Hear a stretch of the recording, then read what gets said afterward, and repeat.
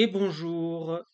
Alors, on continue la lecture du livre Tu es le chemin et on arrive au chapitre 5, le guide pour manifester tous vos désirs. Donc là, on arrive à la partie pratico-pratique. Donc, c'est parti. Juste avant de vous endormir, vous imaginez mentalement que votre souhait s'est déjà réalisé. Vous n'imaginez pas comment ou pourquoi votre souhait s'est réalisé, mais simplement qu'il s'est déjà produit. Pour rendre cette image mentale aussi réaliste que possible, vous utilisez un, plusieurs ou tous vos sens imaginatifs. Par exemple, vous voyez le visage d'un ami qui est heureux pour vous parce que votre souhait s'est réalisé. Vous pouvez aussi entendre la voix d'un ami qui vous félicite d'avoir réalisé votre souhait. Vous pouvez serrer un ami dans vos bras et ressentir la joie de la réalisation de votre souhait. Vous pouvez également sentir ou goûter quelque chose que vous associez à la réalisation de votre souhait. L'utilisation de vos sens imaginatifs vous donne l'impression que votre souhait a été exaucé, qu'il est réel. Vous emportez alors cette humeur, ce sentiment avec vous dans le sommeil. Vous vous endormez en pensant que votre souhait a déjà été réalisé. Faites-le pendant 3 à 7 jours consécutifs. Le sentiment s'installe alors dans votre subconscient et c'est ainsi que la graine de votre manifestation ou de la réalisation de votre souhait est plantée. À partir de là, elle germera, grandira et finira par porter ses fruits. La réalisation de vos souhaits que vous récolterez dans le monde extérieur. Vous prendrez automatiquement le chemin de la réalisation de vos souhaits parce que votre subconscient vous amènera de manière réactive à cet état dans le monde extérieur qui reflète l'état d'esprit de la réalisation de vos souhaits. Et c'est tout. C'est l'essence même de la manifestation que vous devez connaître. Maintenant, approfondissons chaque étape du processus. Premièrement, le désir. Vous êtes la pure conscience, l'imagination de Dieu. Vous êtes le cœur et l'esprit de Dieu. Tout ce que vous pouvez percevoir est de l'imagination. Votre avenir est votre activité imaginale, perçue comme vraie dans son travail créatif. Soyez-en conscient. Vous êtes déjà un maître de la manifestation. La puissance qui a créé ce monde, c'est-à-dire l'imagination de Dieu, c'est vous. Vous êtes la conscience de Dieu. Par conséquent, vous pouvez créer tout ce que vous pouvez imaginer, votre monde de désir. Une fois que vous l'avez imaginé, c'est fait. Votre souhait est exaucé, et plus votre foi, votre connaissance et votre conviction sont fortes, plus vos forces de manifestation se déploieront. La réalisation des souhaits existe déjà parce que la création est parfaite. Elle est complémentaire. La version de vous qui a réalisé ce souhait existe déjà parallèlement à votre moi actuel. Vous pouvez donc à tout moment modifier votre état de conscience et adopter la version souhaitée de vous-même. Lorsque vous savez exactement ce que vous voulez et désirez, vous commencez votre acte imaginaire. Votre imagination est le même pouvoir qui a créé le monde dans lequel nous vivons. La manifestation résulte de l'acte imaginal et du sentiment qu'il a réellement lieu.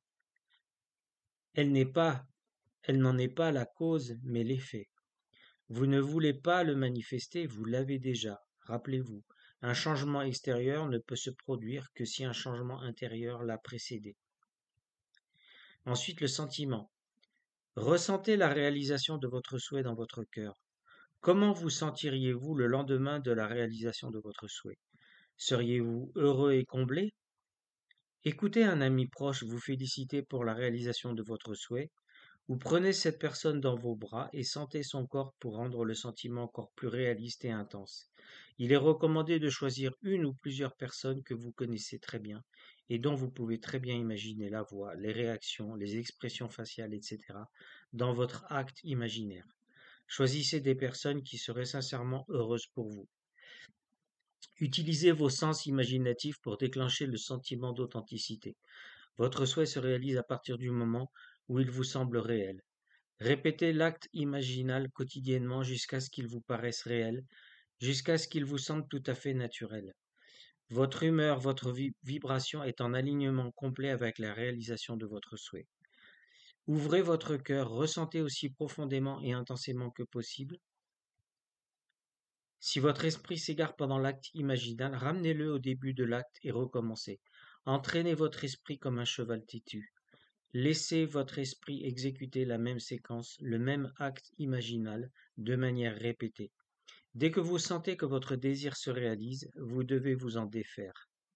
Votre fin pour votre désir a été satisfaite. Vous ne pouvez pas être dans l'état de réalisation d'un souhait et le désirer en même temps. Votre souhait est déjà exaucé, il n'y a donc plus lieu de le désirer, lâchez prise.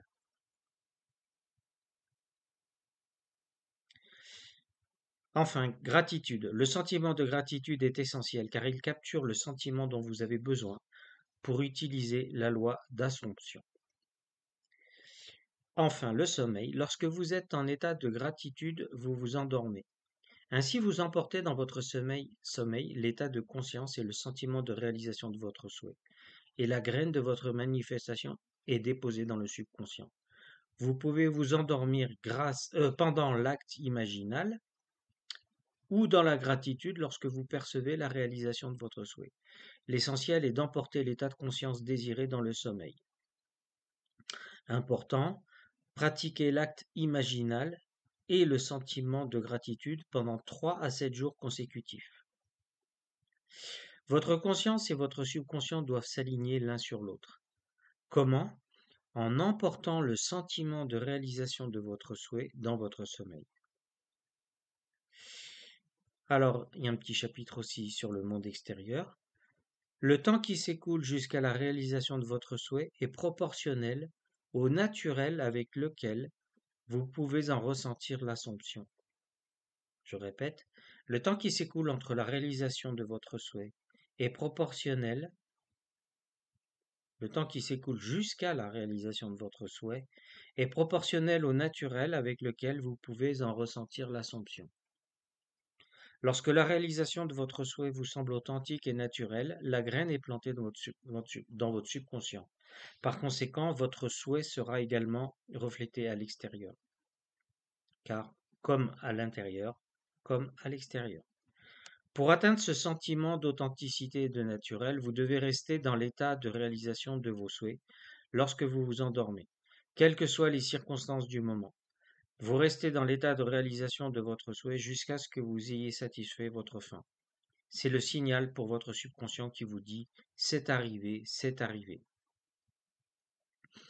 Je répète ce passage. Pour atteindre ce sentiment d'authenticité naturelle, vous devez rester dans l'état de réalisation de vos souhaits lorsque vous vous endormez, quelles que soient les circonstances du moment. Vous restez dans l'état de réalisation de votre souhait jusqu'à ce que vous ayez satisfait votre fin. Les circonstances extérieures sont un effet et une cause de votre état de conscience. Notre soi-disant réalité ne fait que se répercuter. Le monde extérieur perceptible n'est rien d'autre que l'écho de notre état de conscience intérieur. Votre tâche consiste à vous installer dans l'assomption, dans l'état de conscience, que votre souhait est déjà exaucé. Ce sentiment est la seule condition de votre manifestation. Attention, vous ne pouvez pas et ne devez pas imaginer comment votre souhait se réalisera. Les voies de Dieu sont insondables.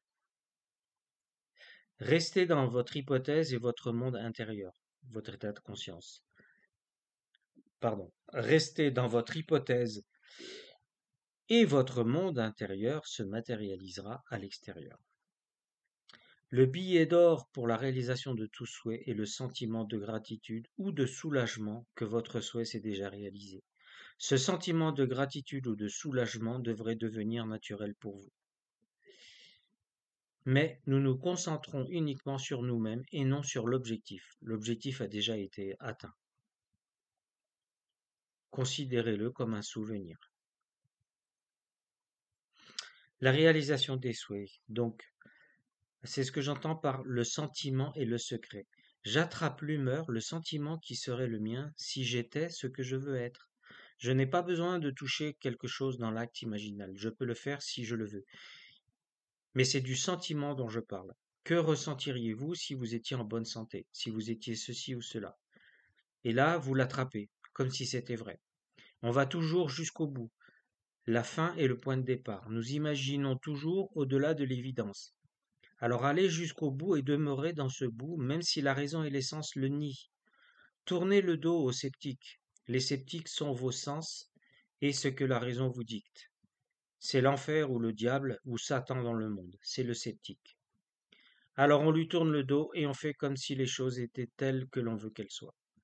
En vivant dans cette hypothèse, elle se transforme lentement en fait, même lorsqu'elle est démentie par la raison, même lorsqu'une hypothèse se révèle fausse. Oui, même lorsque l'hypothèse se révèle fausse. Rappelez-vous l'histoire que je vous racontais du gars qui a été retrouvé mort dans une chambre froide alors qu'elle était débranchée. Si vous persistez dans cette voie, elle se transformera en réalité. Vous apprenez donc à supposer et à persister dans cette supposition. Et c'est ainsi que les choses se réaliseront. Chaque situation souhaitée dans la vie est liée à un certain sentiment. Chaque objectif que nous atteignons dans la vie, chaque souhait que nous réalisons dans la vie s'accompagne d'un sentiment particulier lorsque nous y parvenons. C'est ce sentiment que nous utilisons comme outil. Alors, on continue un tout petit peu pour vous donner des conseils et des astuces, les astuces les plus importantes pour la manifestation. Premièrement, lorsque vous avez planté votre graine, il est important que vous ne disiez pas à tout le monde que vous êtes sur le point de manifester. D'accord? Ne vous concentrez pas sur la chose ou la personne. Concentrez-vous uniquement sur le sentiment que la chose ou la personne est déjà dans votre vie. Concentrez-vous sur vous-même, sentez simplement que c'est déjà arrivé. En faisant cela, vous éliminez tous les observateurs de l'équation. Deuxième conseil, vous n'avez pas besoin de faire des efforts pour réaliser vos souhaits, car vous prendrez les bonnes mesures inconsciemment. Neville a déclaré, c'est une idée fausse de croire qu'il y a quelque chose à faire, autre que d'accepter le sentiment d'accomplissement d'un souhait, pour soutenir la réalisation de ce souhait. C'est pourquoi je vous dis, quoi que vous priez et demandiez, ben là on en revient à Marc 11, 24, croyez que vous l'avez déjà reçu et qu'il vous sera donné. Et il vous sera donné, je pense que c'est plutôt ça. Ensuite, conseil suivant, lorsque vous vous surprenez à penser à votre souhait, au lieu de penser à la réalisation de votre souhait, revenez à la gratitude envers le fait que votre souhait a déjà été réalisé. Vous ne pouvez pas penser à votre souhait s'il est déjà réalisé dans votre imagination. Il n'y a pas de si, de quand, de comment ou de pourquoi lorsque vous êtes dans l'état de conscience de la réalisation de votre souhait. C'est ce que Neville voulait dire par vivre dans la fin, FIN. Alors pensez, ressentez et agissez comme si votre souhait était déjà exaucé. Si vous n'arrivez pas à entrer dans la gratitude, si vous ne ressentez pas la réalisation de vos souhaits, si vous n'arrivez pas à maintenir votre nouvel état de conscience, alors refaites les instructions ci-dessus pour manifester juste avant de vous endormir. Continuez à le faire jusqu'à ce que vous ressentiez vraiment la réalisation de vos souhaits. Continuez à le faire jusqu'à ce que votre faim soit complètement satisfaite, jusqu'à ce que vous portiez votre nouvel état de conscience comme un nouveau parfum, une nouvelle chemise ou une nouvelle robe. Portez votre nouvel état de conscience et sentez-le. Il est bon. C'est une sensation bonne, belle et nouvelle. Portez le même si vos sens externes le refusent au début. Portez-le même si vos sens externes le refusent au début. Rappelez-vous donc que votre monde merveilleux n'est pas limité par vos sens. Vous percevez beaucoup, beaucoup plus que ce que vos sens extérieurs, aussi aiguisés soient-ils, ne pourront jamais découvrir. Rappelez-vous que la certitude que votre souhait a déjà été exaucé est la seule condition de votre manifestation. Il vous sera fait selon votre foi. La clarté et la certitude sont nécessaires, mais la bonne nouvelle est qu'elles viendront automatiquement lorsque vous commencerez à appliquer les techniques décrites ci-dessus. Vous manifesterez consciemment les petites et les grandes choses, en partant de votre état de conscience. Vous ressentirez une aisance illimitée dans la vie et rencontrerez des situations pleines d'aventures. Rappelez-vous bien, ça c'est encore un autre conseil, que rien n'existe en dehors de vous. Ça c'est très important. Nous sommes une seule conscience, une seule âme, un seul cœur. Tout ce que vous souhaitez à quelqu'un d'autre, vous le souhaitez à vous-même. Ensuite, conseil suivant. Selon ce que vous désirez et manifester dans votre vie, votre état de conscience changera tellement que vous changerez aussi en tant qu'être humain. C'est essentiel car votre état de conscience a un grand impact sur votre comportement. Et pour atteindre vos désirs, vous devez penser et agir différemment. Un exemple. Vous souhaitez obtenir 1 milliard d'euros. Vous appliquez donc la technique de manifestation décrite pour passer à l'état de conscience désiré d'un milliardaire. Ce faisant, vous vous donnez le sentiment de posséder 1 milliard d'euros. Mais d'où viendra l'argent Mais d'où viendra l'argent? Par une erreur de transfert? C'est possible, c'est pour beaucoup, c'est plutôt improbable. C'est possible, mais pour beaucoup, c'est plutôt improbable. Ce qui se passe plutôt, c'est que vous êtes maintenant dans l'état de conscience d'une personne possédant des milliards d'euros. Vous êtes maintenant dans l'état de conscience d'une personne possédant des milliards d'actifs et vous pensez, vous ressentez, vous agissez, vous réagissez en conséquence. Ainsi, la vie que vous menez actuellement, votre environnement, votre carrière, vos relations, vos sentiments, votre choix de mots, vos pensées, tout cela cessera d'exister au fil du temps et sera remplacé par un nouvel environnement, une activité différente, et les sentiments et pensées justes qui affirment l'image que vous avez de vous-même en tant que milliardaire. Donc je reprends. Ainsi, la vie que vous menez actuellement, votre environnement, etc., tout cela cessera d'exister au fil du temps et sera remplacé par un nouvel environnement, une activité différente, et les sentiments et les pensées justes qui affirment l'image que vous avez de vous-même en tant que milliardaire. Votre image de soi détermine votre vie, votre foi et votre destin. Donc ça confirme ce qu'on peut dire aussi, c'est que on ne peut pas être aux yeux des autres ce qu'on n'a pas conscience d'être soi-même. Ensuite, petit 8, donc c'est encore un autre conseil, l'univers entier n'est rien d'autre qu'une projection extérieure de votre état intérieur. En remodelant et en restructurant votre état intérieur, le monde extérieur s'ajustera en conséquence. Il se reflète de l'intérieur vers l'extérieur, ni plus ni moins. Chaque personne que vous percevez n'est rien d'autre que votre moi exprimé. Les circonstances apparentes ne sont pas pertinentes et n'ont pas d'importance. Elles ne sont qu'un état apparent momentané des choses, qui peut être modelé par votre état intérieur à tout moment, par vos hypothèses, par votre interprétation, par vos pensées et vos sentiments à l'égard des circonstances. La seule raison d'être de vos circonstances est de vous faire prendre conscience de ce que vous voulez vraiment. Utilisez vos circonstances pour prendre conscience de vos souhaits et les manifester. Restez fidèle à votre vie, à votre idée, à votre désir. Soyez inébranlable dans votre manifestation. Ne doutez pas. Ne faites jamais de compromis. Chaque fois que des pensées ou des sentiments de doute surgissent, claquez la porte au nez. Claquez la porte à vos sceptiques. Vous êtes à la fin de la réalisation de votre souhait. Votre souhait a déjà été exaucé. N'entrez pas dans la salle des doutes. Claquez la porte et restez dans la salle de la réalisation de vos souhaits. Voilà, je vais arrêter là pour aujourd'hui. Je continuerai avec le guide de la manifestation de la richesse, qui est donc, on va dire, un sous-chapitre du guide de la manifestation. À bientôt!